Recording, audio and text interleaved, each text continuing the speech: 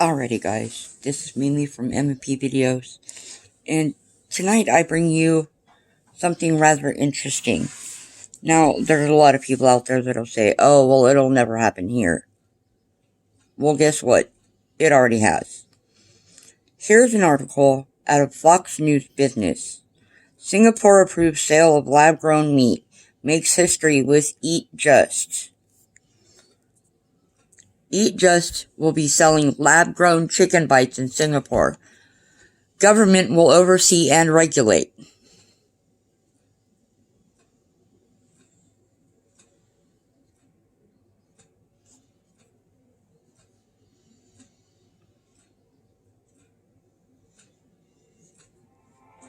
There's never been a better time to experience SiriusXM. Get an amazing... And everything else, but it was also the year we saw a significant surge in sales and activity of Impossible Foods, Impossible Burger, all of these non-meat products here. But this next case is a little different. Eat Just is a concern that makes lab-grown meat. It tastes just like chicken, but it's lab-grown chicken. So it doesn't come from the chicken, but they defy you to taste the difference. Josh Tetrick joins us right now. If I pronounced that correctly, Josh, the co-founder, the CEO of the company.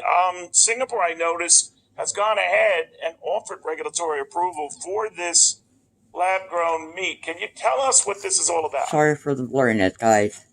Well, it is very much chicken, Neil. This is the first time in history that meat, without requiring killing an animal, has been approved.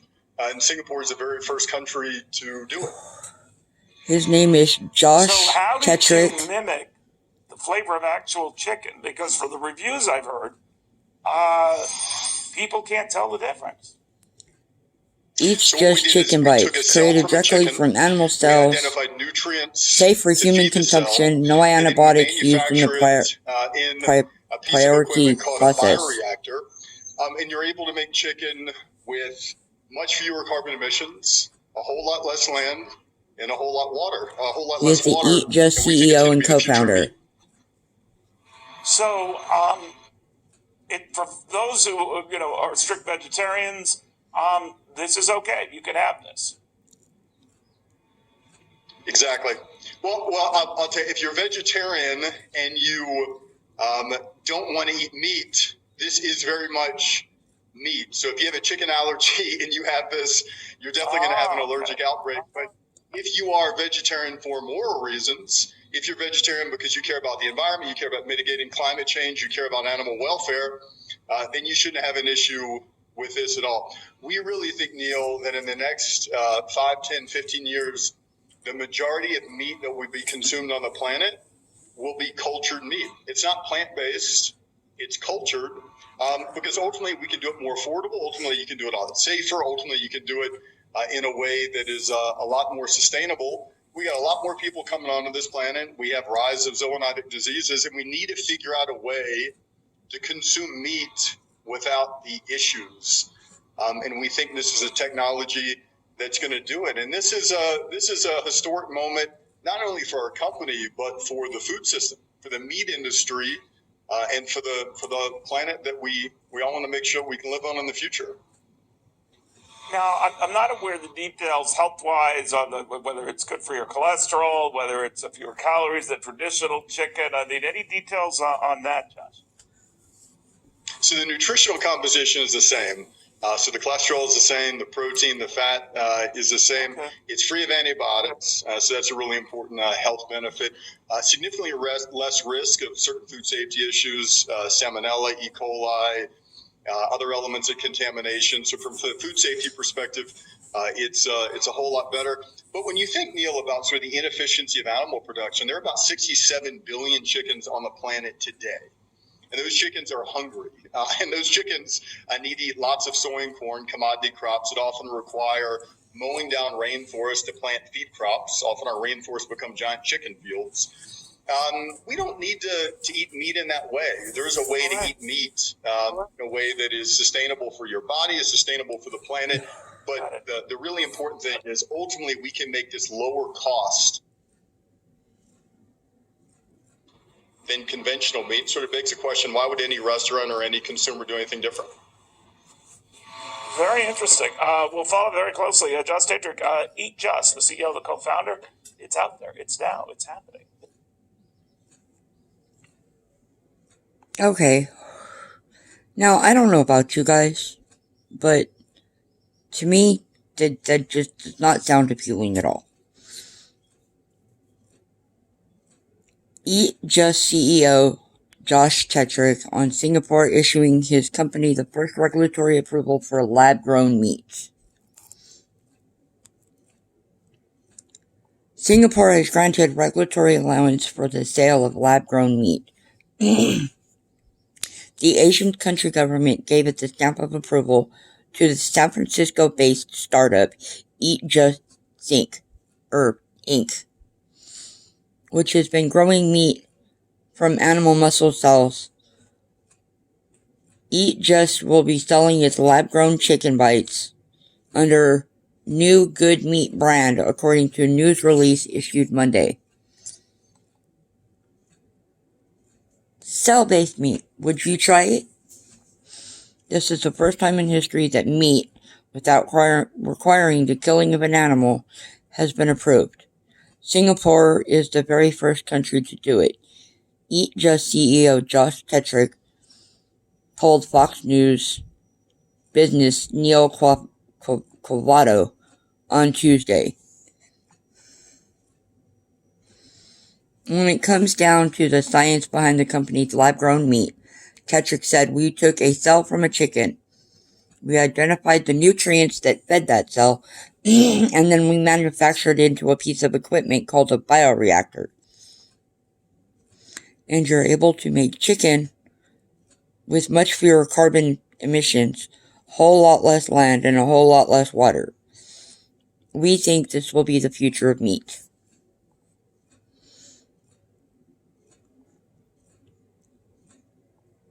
What is Beyond Meat?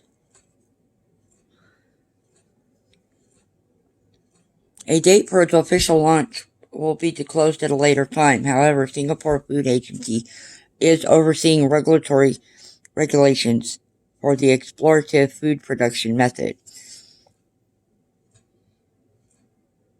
There have been more than 20 production runs in 1,200-liter bioreactors to test the lab-grown meat, which is antibiotic-free and is said to be just as nutritious, if not more, than real chicken. Kellogg's competes with Impossible Foods with a new fake meat product. In recent years, plant-based meat substitutes have grown in popularity with companies such as Beyond Meat, Impossible Foods, and Curon leading the charge. Eat Just has plant-based egg protein product known as Just Egg, as well as much more from mung beans and vegan mayonnaise, but it's lab-grown meat. Ventures is meant to provide real meat without slaughter of animals.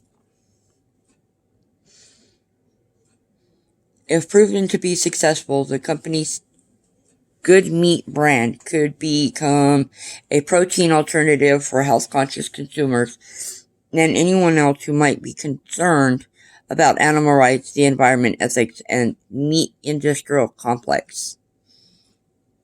Now, I have another video. And for my next video, it's inside the quest to make lab-grown meats. Meat, but I guarantee you it's like no meat you've ever seen before. That's because this stuff was grown from cells in a lab. Clean meat is meat grown by cell culture rather than grown by an animal. From a scientific perspective, it's awe-inspiring. Lab-grown or clean meat is slaughter-free and potentially more eco-friendly because it uses less land, water, and energy. At least, that's the promise. Okay, we know what you're thinking. That's nasty. Ugh, doesn't sound right. I'm not really into lab-made things. It's unnatural. It just seems off. But if the scientists growing this stuff can overcome the ick factor, clean meat could help feed our growing population in more ethical and sustainable ways. People will get used to clean meat in a hurry if it tastes right, if it feels right. If it doesn't, it's going to be a monumental thing to overcome. We visited a startup in San Francisco called Just. It's one of several companies trying to bring clean meat into the mainstream. Say they'll be ready to take a product to market by the end of the year. This is a big idea that you can manufacture meat in an entirely different way. The big question, of course, is how does it taste? We were hoping to taste it for ourselves, but they told us it wasn't ready for public consumption. So instead, we watched as their CEO ate a clean chorizo taco. I mean, right now I'm going to be the judge of it. Ultimately, the judge of this is millions of people that are eating it. It's really good, man. I mean, I think the important part is, does it pass the threshold, A, of is it really good? It does. And B, does it pass the threshold of is this meat? And it does. For now, we'll just have to take his word for it. But they assured us that this is actually meat. So how do companies grow it? First, technicians take a small amount of tissue from an animal, then filter it and isolate cells that they can grow. That means providing warmth and oxygen, as well as feeding them salts, sugars, and proteins, essentially tricking the cells into thinking that they're still inside their owner. The cells naturally replicate as they would inside the body, growing into something that looks more and more like food. But while they can grow muscle, fat, and connective tissue from these starter strains, the big challenge is building them in a way that recreates the meat you're used to. Nobody's anywhere close to lab growing a steak. There's different types of muscle cells, connective tissue, bone, pockets that aggregate a lot of lipids and fat, and all of that plays into the texture, the taste, the aroma, the appearance, the functionality of something in a pan or on a grill. We're really far away from being able to create this matrix of different types of cells all doing their job. Which is why you end up with something that looks more sloppy Joe than sirloin. We don't want it to taste remarkable. We just want it to taste like meat. So if we're making chorizo, we don't want it to taste like A5 Kobe. We just want it to taste like chorizo. Eventually, the goal for these companies is to produce more complex structures like a ribeye, or in the case of another startup called Finless Foods, a fish fillet. Right now, it's a scaling up problem. And our job is to change this into millions and millions of tons of fat. What we do is we create non-vegan, non-vegetarian, real fish meat without the mercury, without the plastic, without the environmental devastation, and without the animal cruelty. This technology really comes in two pieces. The first piece is growing these cells out in a way that is efficient and also something that tastes as good as possible. Part two is taking those cells and giving it the same structure and feel and look of meat. That might be a bigger challenge than it seems, thanks to the so-called uncanny valley effect. In robotics, that's our discomfort with humanoids that are close to being human, but not 100% there. That same principle applies to meat. The uncanny valley of meat, and with food in general, is when you get to something that's a highly sophisticated imitation, but not quite there, it forces your brain into a very small window of context, where you say, I'm convinced I'm going to be eating a chicken nugget. This better behave exactly like a chicken nugget in every way, because I am very in tune with what to expect. We are hardwired to make sure that we're not ingesting poison. We're hardwired to make sure that we're not ingesting something that has been contaminated or something that's even low in calories. Your brain is going to pick every possible nit that's there because that's its job. But if clean meat companies can pull it off, it could fundamentally change our relationship with meat. For example, Just is also working on a clean meat version of foie gras. That's the controversial delicacy made by force-feeding a duck or a goose until its liver swells up to 10 times its normal size. A practice so controversial that it's been banned in California. But this is the guilt-free version. And this is remarkable. And it makes sense that they're starting with foie gras, since the structure is pretty simple. And here's where it gets interesting, because while science still needs more studies to determine if this stuff will actually be more eco-friendly than factory farming, it's pretty clear that it will be better for animals. Even some vegans are okay with the idea, including the folks at PETA, People for the Ethical Treatment of Animals, an organization that isn't known for compromising. People are surprised that a vegan would eat lab-grown meat or that PETA would support the idea of lab-grown meat. But, I think it really makes a lot of sense when you consider that for vegans and for PETA, our mission is to eliminate animal suffering. But there is at least one big ethical hurdle for clean meat. To culture the cells, typically you've needed to feed them serum made from animal blood. which is not exactly an ideal basis for a more humane form of meat. On top of that, serum is insanely expensive, and so is the final product.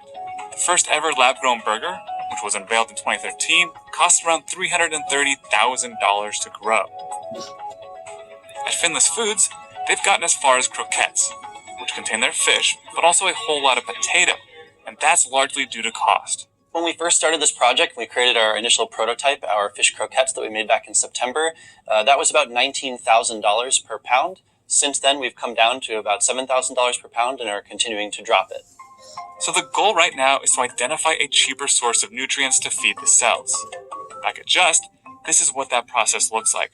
It's a system of robotics and AI used to sift through a giant database of plant ingredients. And they claim to have recently identified plant-based nutrients for clean meat that would be much cheaper and more ethical than using serum. So if Just, Finless Foods, and other startups can successfully scale up, we'll soon have lab-grown meat that could be more sustainable and certainly more ethical than the stuff from factory farms. As long as you're okay with it looking like this.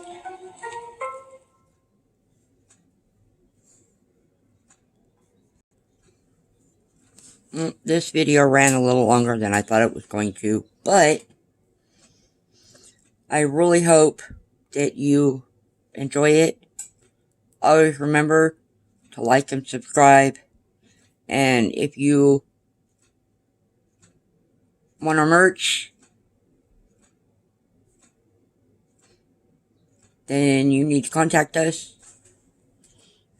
You already know how, or most of you do anyways. If not, please leave a comment,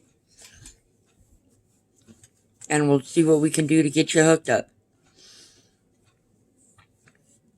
So I will say good night, or good morning, or good day to all of you YouTubers out there. And remember, like and subscribe.